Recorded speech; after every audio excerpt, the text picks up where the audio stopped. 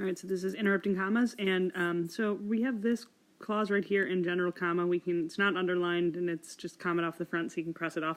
So one of the most critical aspects of a research study, the professor stated, comma, is the initial data collection. We wouldn't want to just put a comma here, right? Because then we wouldn't, right? If we just have one comma, it needs to be independent, dependent, or dependent, independent. And you would never have an independent clause. You wouldn't have an independent clause before or after, and that's because we'd be putting a comma right in front of what your verb is here, which is, and you never want to do that, right? Just put a comma right in front of a verb without being a set of commas. So the no change is wrong. Right? Answer choice B, though, puts the professor stated in a set of commas, which means that it's in a set of commas and you can cross it off. So let's actually cross it off here and see if it makes sense.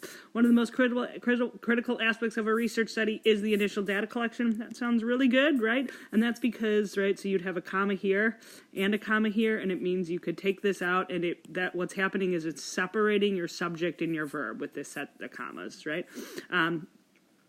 C would be wrong for the same reason as answer choice A, right, is that you would just have a comma right here in front of your verb, and you would not want to have a comma just right in front of your verb for C. And for answer choice D, also, you would not have an independent clause, because you'd have one of the most critical aspects of a research study, or the professor stated is the initial data collection, and that neither of those would be an independent clause. So again, just to kind of show what we have here is, right, so sets of commas. When we have a set of commas, it means we can take out what's in between the middle, and then we'd have our subject here and our verb here, and that would be the full independent clause, so answer choice B.